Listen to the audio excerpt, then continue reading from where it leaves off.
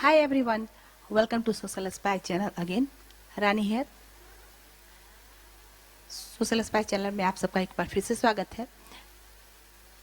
मैं आशा करती हूँ कि आपने पिछले वीडियोस को देखा होगा और समझा भी होगा हमारे समाज में क्या क्या घटनाएं हो रही है और किस तरह से हो रही है, किस किस आड़ में हो रही है।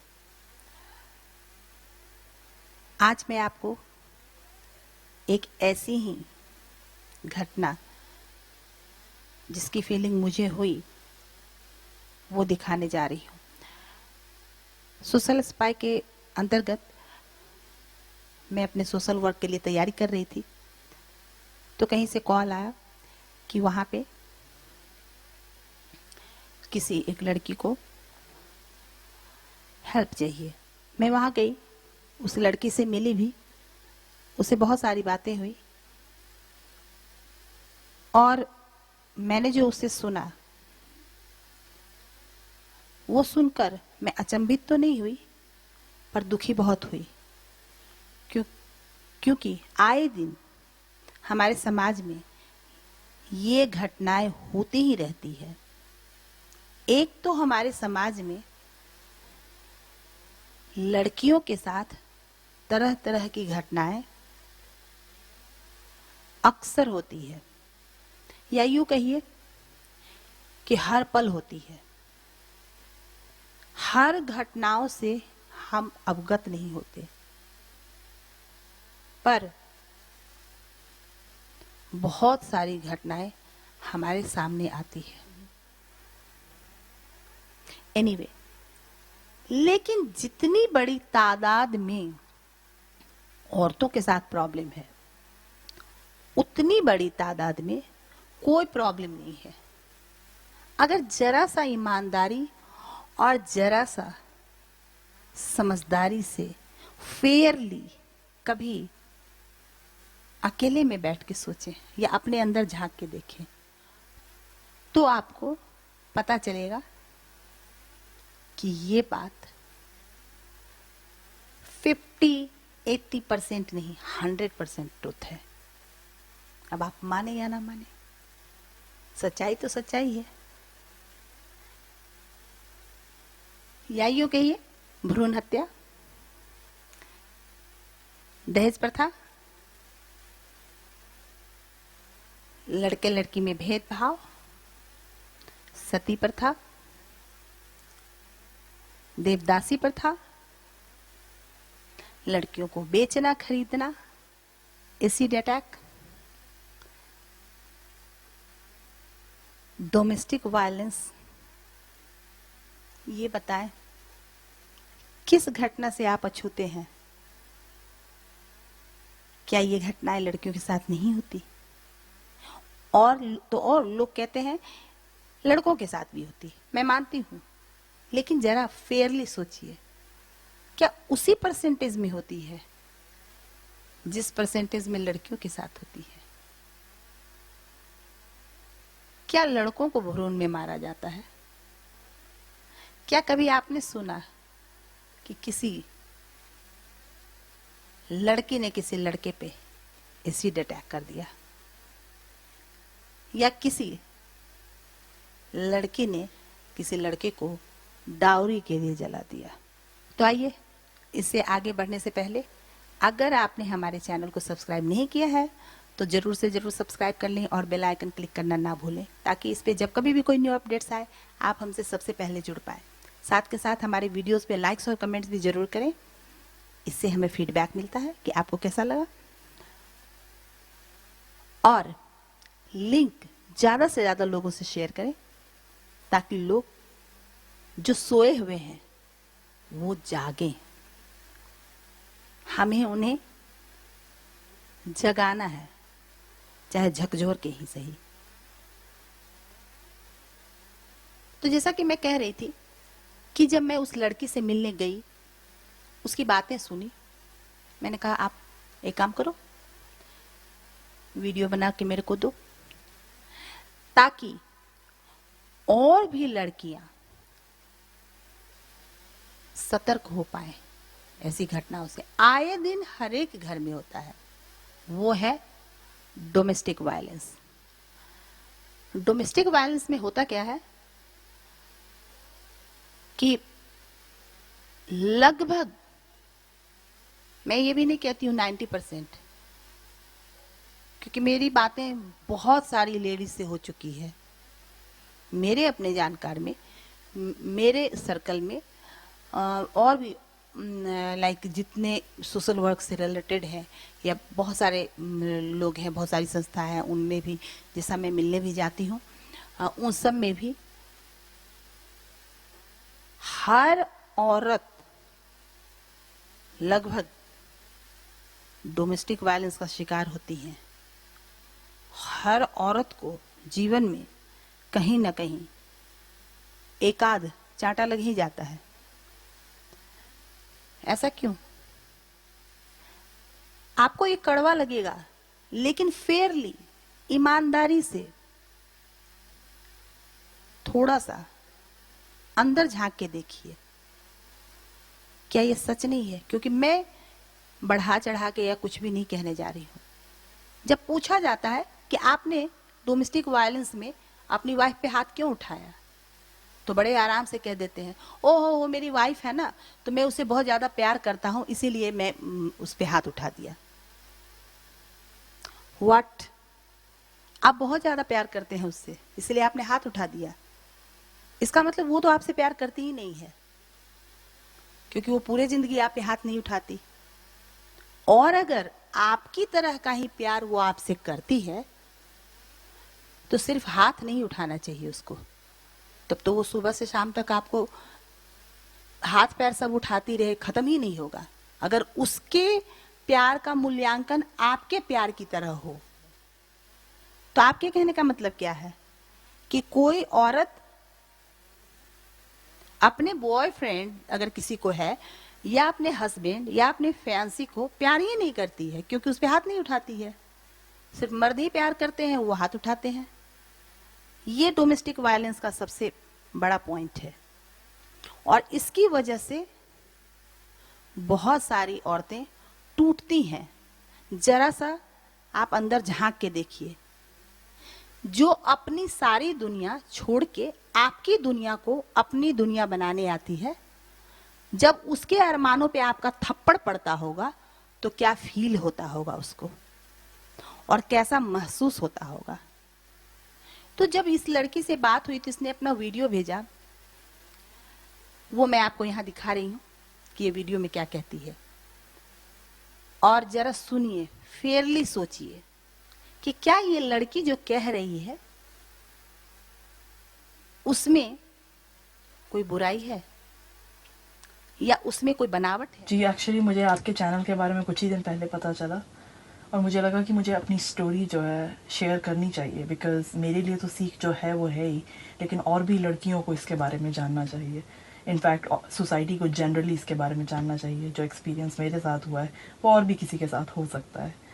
तो अभी कुछ दिन पहले की ही बात है, मैं अपने रिलेशनशिप में बहुत खुश थी, सब कुछ सही था, और लकीली जिस लड़के से प्यार करती थी उससे घर वाले भी मान गए, सब कुछ ठीक था, और हमारी इंगेजमेंट हो गई थी। तो यानी बात इतनी आगे आ गई थी कि दोनों फैमिली को पता था, और इंगेजमेंट हमारी करवा दी थी उन्होंने।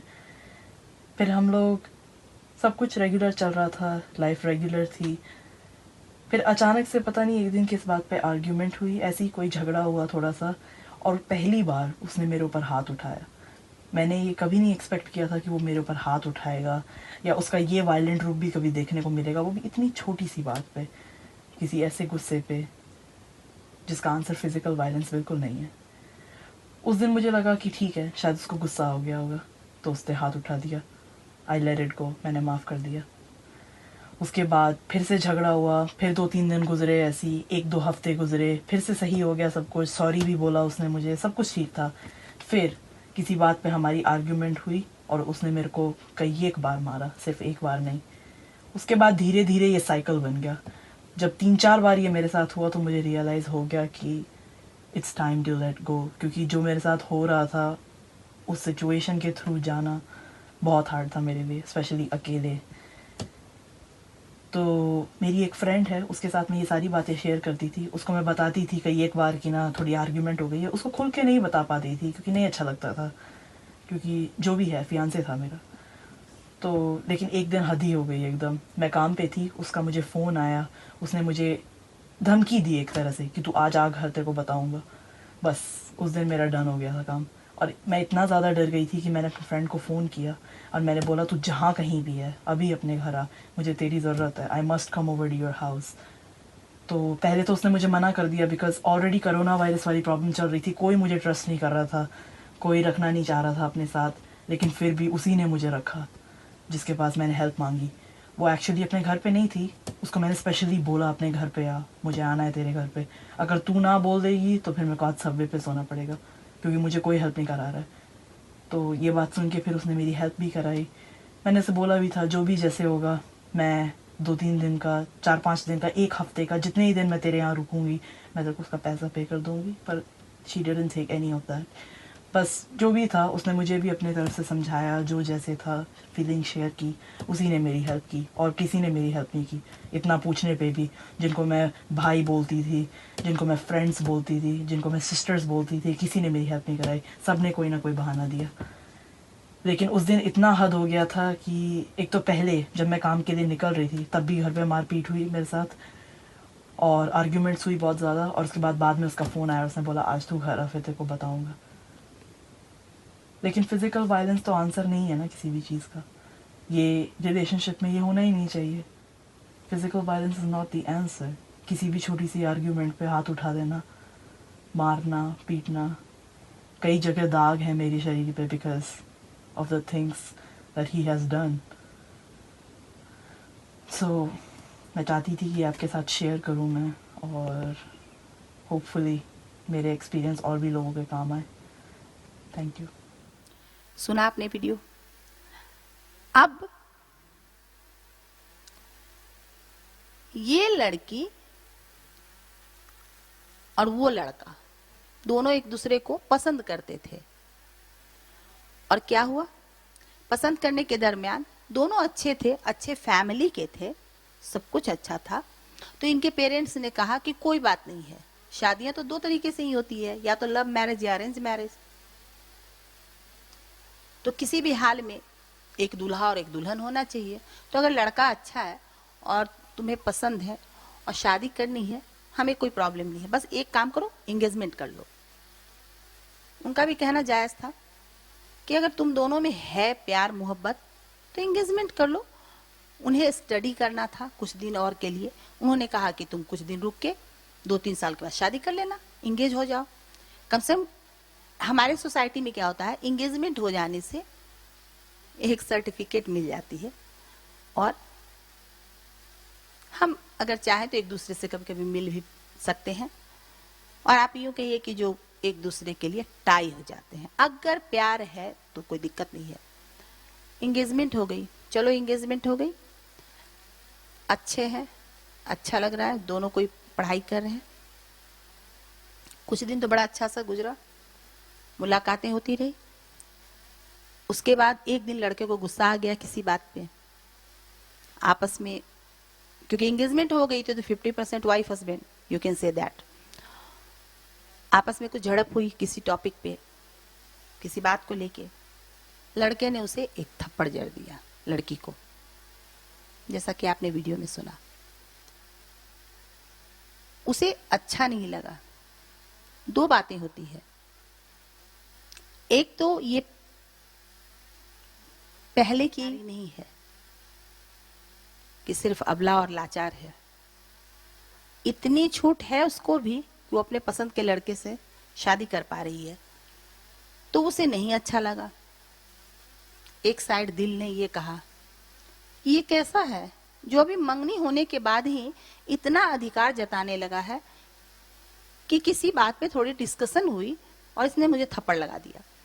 अगर कल को शादी हो जाएगी तो ये मेरे साथ क्या क्या करेगा, बराबर थप्पड़ जड़ता रहेगा। लेकिन उसके बाद भी क्या हुआ, औरत में ममता होती है, जिसलिए कभी कभी उसका पति भी कह देता है कि ज्यादा बातें मत बनाओ, हमारी दादी मत बनो। वाकई वो जब वो पति को भी ना माँ और दादी की तरह समझने लग जाती है और वो समझाने लग जाती है उसको भी, इतना ममता हो जाता है उसको, वो पति को भी बच्चे की तरह देखने लगती है। लेकिन पति को क्या होता है, अंदर में मर्द है तो उसको लगता है कि हम बच्चा नहीं है, तो उसे वो दिक्कत होती है। उसके बाद वो क्या की कि सोची कि कोई बात नहीं है, उसको गुस्सा आ गया था जैसा कि हम सब सोचते हैं, और वो ना किस पे गुस्सा उतारता, तो मुझे ही एक चांटा लगा दिया, चलो कुछ नहीं होता, क्या होता है एक चांटा लग ही गया तो। एक तो गलती ये भी हो गई। अब वो फिर उसके साथ एडजस्ट कर ली, कोई दिक्कत नहीं है। लेकिन हुआ क्या, ये डेली रूटीन में परिवर्तित होने लगा।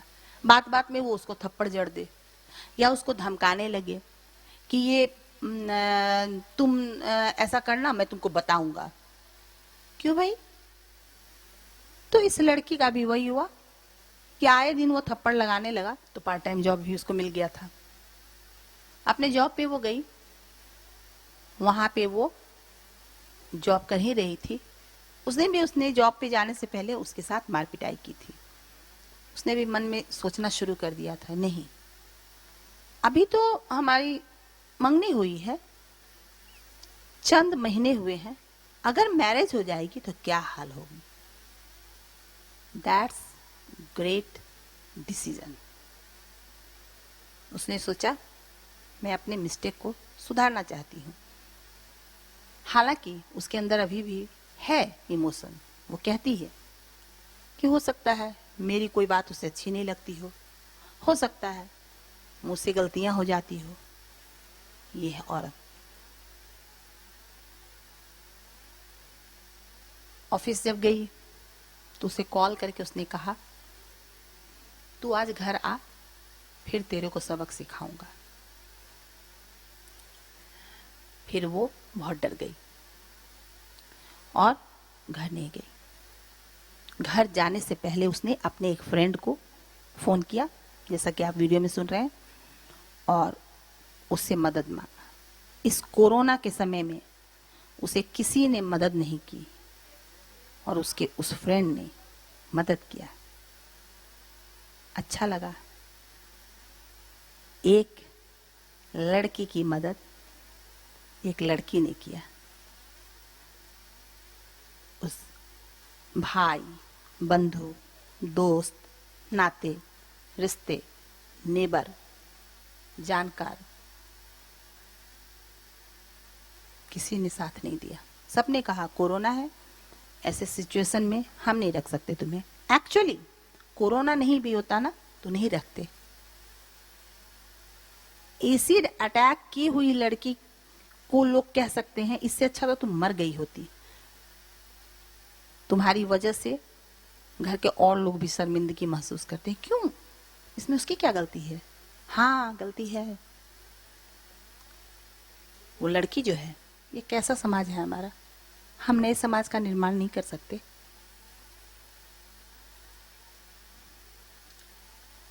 और उसके उस फ्रेंड ने इस कोरोना की स्थिति में उसकी मदद की और बहुत अच्छे से मदद की। काफी इमोशनल हुई वो उसके साथ जब किसी ने उसे सहारा नहीं दिया। और ये जान के एक अच्छा भी लगा कि किसी फीमेल ने किसी फीमेल का हेल्प किया। अक्सर होता क्या है, फीमेल की हेल्प फीमेल जल्दी नहीं करती हैं। कई एक सारी प्रॉब्लम्स हैं उसके पीछे भी, वो आपको समझ में आएगा और हम डिस्कस भी करेंगे। और वो अपना डिसीजन चेंज कर दी कि हमें इसके साथ शादी नहीं करनी है। इससे ना मैं खुश रहूंगी ना ये खुश रहेगा। डोमेस्टिक वायलेंस पे टॉपिक। एक बात और कहना चाहूंगी जाने से पहले, आप हमारे चैनल को जरूर से जरूर सब्सक्राइब करिए और बेल आइकन क्लिक करना ना भूलें, ताकि चैनल पे जब कभी भी कोई न्यू अपडेट्स आए आप हमसे सबसे पहले जुड़ पाएं। साथ के साथ वीडियोस पे लाइक्स और कमेंट जरूर करें। और एक बात का ध्यान और रखिए, कमेंट्स में सिर्फ नाइस, गुड, दिस, दैट मत लिखिए, आप अपनी ओपिनियन भी लिखिए। और अगर आपके साथ कोई घटना ऐसी हुई है या आपके जानकारी में कोई बात ऐसी है, आपकी खुद की अपनी कोई आप बीती है, तो आप भी इस लड़की की तरह बगैर नाम बताए, जगह बताए, अपनी ऑडियो या वीडियो बना के भेज सकते हैं। तब तक के लिए नमस्ते, goodbye, take care and thanks for watching.